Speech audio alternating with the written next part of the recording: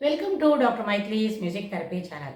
இன்றைய பதிவிலையும் ஒரு ஆர்கனைசேஷனல் பேக்ரவுண்டில் அச்சீவ் பண்ணுறது எப்படி, சக்ஸஸ் எப்படி நம்மளை அடையும், இல்லை நான் வெற்றியை இலக்கையை நோக்கி அடைவது எங்கனம் அப்படின்ற அந்த தலைப்பில் சில செய்திகளை பார்த்துக்கலாம். ஆனால் ஒரு வேலை நம்ம செய்யும் பொழுதும், எந்த விதமான வேலை செய்கிறதா இருந்தாலும், ஆர்கனைசேஷனல்ன்றது ஹெல்த் செக்டாராக இருந்தாலும், பிஸ்னஸ் மேனேஜ்மெண்ட் இருந்தாலும், அது ஆர்டினரி ஒரு இண்டஸ்ட்ரியல் செட்டப்பாக இருந்தாலும், நம்மளோட வேலை செய்கிறோமே, நம்ம ஒரு சீட்டில் இருக்கிறோம், ஒரு டெவலப்மெண்ட் ஏரியாவில் இருக்கிறோம்னு சொன்னால் அந்த ஜாப் நம்மளுக்கு சாட்டிஸ்ஃபை கொடுக்கணும், அதாவது திருப்தியை கொடுக்கணும். ஜாப் சாட்டிஸ்ஃபேக்ஷன் இருந்தால் நம்மளோட பர்ஃபார்மன்ஸ் என்ன சிறப்பாக இருக்கும். அந்த ஜாப் சாட்டிஸ்ஃபேக்ஷன் அப்படின்ற அந்த ஒரு வார்த்தை, அந்த ரெண்டு ஃப்ரேஸ் இருக்கே, ரெண்டு வார்த்தை, அந்த ஃப்ரேஸு நம்மளுக்கு எப்படியெல்லாம் கிடைக்கும்? முதல்ல நம்ம செய்கிற வேலை நம்மளுக்கு இஷ்டமாக இருக்கணும், விருப்பப்பட்டு அந்த வேலையை செய்யணும். அதுக்கப்புறம் அந்த ஜாபில் அந்த வேலையில் கிடைக்கிற இன்சென்டிவ்ஸ் நம்மளுக்கு தேவையாக இருக்கும். அப்புறம் அந்த இன்சென்டிவ்ஸ் நம்ம வேலை செய்ய செய்ய இட் ஷுட் கெட் என்ஹான்ஸ்டு. ஒரே இன்சென்டிவ் ஒரே லெவலில் எப்பவும் கொடுத்துருக்க முடியாது. சில வாரம் நம்ம சில வேலையை சீக்கிரம் செய்து முடிப்போம் அப்படின்னா அந்த இண்டஸ்ட்ரியல் செட்டிங்கில் இந்த இன்சென்டிவ்ஸ்க்கு நிறைய இடம் உண்டு. ரெண்டாவது, நம்ம வேலையை துரிதமாக செய்து முடித்தோம், ஒரு டார்கெட் டைம் கொடுத்துருப்பாங்க, அந்த டார்கெட்குள்ளேயே ஒரு நாளில் 2 நாளில் முன்னாடி முடித்தா for that you are suppose to be paid for it. அப்புறம் எக்ஸ்ட்ரா ஹவர்ஸ் வேலை செய்யலாம். ஓவர் டைம் வேலை செய்கிறத காட்டிலும் குவாலிட்டி டைம் வீட்டு அந்த கொடுக்குற ஒரு நாளைக்கு 8 ஹவர்ஸ் பர் டேவோ 10 ஹவர்ஸ் பர் டேயில் அந்த குவாலிட்டி ஒர்க்கை நம்ம பண்ணி காட்டலாம்.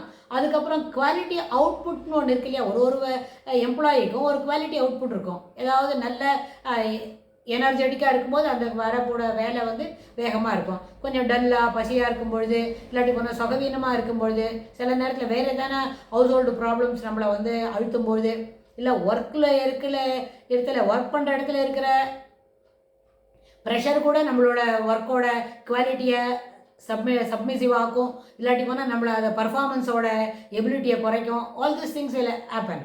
ஸோ இதில் நிறைய சைக்கலாஜிக்கல் ஃபேக்டரும் இருக்குது, ஃபிசிக்கல் ஃபேக்டர்ஸ் இருக்குது, ஈவன் அதர்வைஸ் எக்ஸ்டர்னல் ஃபேக்டர்ஸ் கூட இருக்குது. There are many more internal factors are also available. அவனுக்கே சோக்கேடு இருக்கும், வயிறு சரியில்லாமல் இருக்கும். அந்த மாதிரி சமயத்தில் எஃபிஷியண்ட்டாக வேலை செய்யுது, எஃபிஷியன்சி நல்ல வேலை செய்யும், அதில் கொஞ்சம் பர்சன்டேஜ் குறையமாக இருக்கும். So all these things will play very vital role in getting the job satisfaction.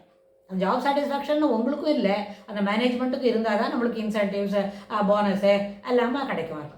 So இந்த அடிப்படையில் அந்த ஜாப் சாட்டிஸ்ஃபேக்ஷனுக்கு whether it is why we are missing it அப்படின்னா, is it because of the internal factors or because of the external factors? External factors பக்கத்தில் இருக்கிற employees இருக்கலாம், இந்த செக்ஷனுக்குள்ள manager இருக்கலாம், இந்த மேனேஜர் இருக்காமல் அவனோட கிட்ட இருக்கிற ஒரு சூப்பர்வைசர் இருக்கலாம், அது மேலாக இருந்தாலும் ஃபீமேலாக இருந்தாலும். There are umpty number of factors available, umpty number of factors available to determine our job satisfaction. சிலவங்க எப்போவுமே டீஸ் பண்ணிக்கிட்டே இருப்பாங்க. அது அப்படின்னு சொன்னால் அந்த மாதிரி ஹராஸ்மெண்ட்லாம் இல்லாமல் இருக்கணும். இன்பிட்வீன் எம்ப்ளாயீஸ்க்கு நடுவுலையோ, ஒரு மேனேஜ்மெண்ட் சூப்பர்வைசர்கள் கேடரில் இருக்கிற கிடைக்கிற ஹராஸ்மெண்ட்டோ, இல்லை சக தொழிலாளி ஒரு கிளாஸ்மேட்டுன்ற மாதிரி நம்மளோட ஒர்க் மேட்டு செய்கிற டீசிங்னாலேயோ இல்லை ஹராஸ்மெண்ட்னாலேயோ நம்மளுக்கு சாட்டிஸ்ஃபேக்ஷனோட லெவல் குறையிறது. We doesn't want to be in that அந்த டியூட்டி ஹவர்ஸில் இல்லாமல் we want to change our duty hours. இல்லைன்னா சொன்னால் வேறு செக்ஷனுக்கு மாற்றணும், ப்ரொடக்ஷன் இல்லாட்டா அரேஞ்ச்மெண்ட் செக்ஷனுக்கு மாற்றணும் அப்படின்லாம் நம்ம கேட்டுக்கிட்டோமான இது நேச்சுரலாக நம்மளோட என்ன பண்ணணும், பர்ஃபார்மன்ஸை அது என்ஹான்ஸ் பண்ணணும். ஒர்க் அட்மாஸ்ஃபியர் ரொம்ப கண்டியூசிவாகவும் எஃபிஷியன்சி ஆஃப் தி எம்ப்ளாயீஸை என்ஹான்ஸ் பண்ணுறதாகவும் அது இருக்கணும். எம்ப்ளாயீஸோட எஃபிஷியன்சி என்ஹான்ஸ் பண்ணுற மாதிரி தான் ஒரு அட்மாஸ்ஃபியர் இருக்கணும் ஒர்க்கில்.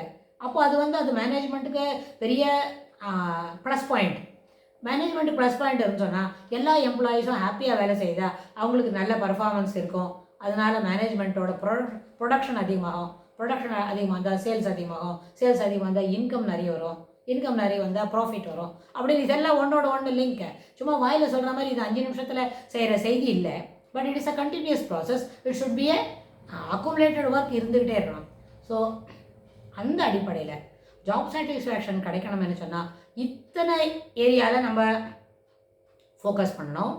இது தொடர்புடைய செய்திகளை நம்ம அதை என்ன இருக்கணும், கிளியராக இருக்கணும். அதில் பம்ப்ஸு, அப்புறம் பிளாக்ஸு, ஹடில்ஸு அதெல்லாம் இல்லாமல் இருக்கணும். ஒர்க் அட்மாஸ்ஃபியரை எவ்வளோக்கு எவ்வளோ நம்ம கண்டியூசிவாகவும் ஹாப்பியாகவும் ஒரு பாசிட்டிவ் மைண்ட் செட்டோடு அணுகிறோமோ அதுக்கு தகுந்த மாதிரி நம்மளுக்கு ஜாப் சாட்டிஸ்ஃபேக்ஷன் இருக்கும் எம்ப்ளாயீஸ்க்கு, அதே மாதிரி மேனேஜ்மெண்ட்டுக்கும் எம்ப்ளாயீஸ்க்கு எல்லா விதமான கண்டியூசிவ் அட்மாஸ்ஃபியர் டு ஒர்க் என்ன effectively and enhance their efficiency அப்படின்னு சொன்னால் மேனேஜ்மெண்ட்டுக்கும் இது நல்ல விதத்தில் பயனளிக்கக்கூடியதாக இருக்கும்.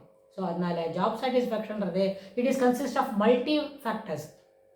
ஸோ ஒரு ஃபேக்டரை பற்றியும் நம்ம பார்க்க முடியுமான்னு பார்க்கலாம். வரப்போகிற பகுதிகளில் இதை பற்றி நம்ம யோசித்து முடிவெடுக்கலாம்.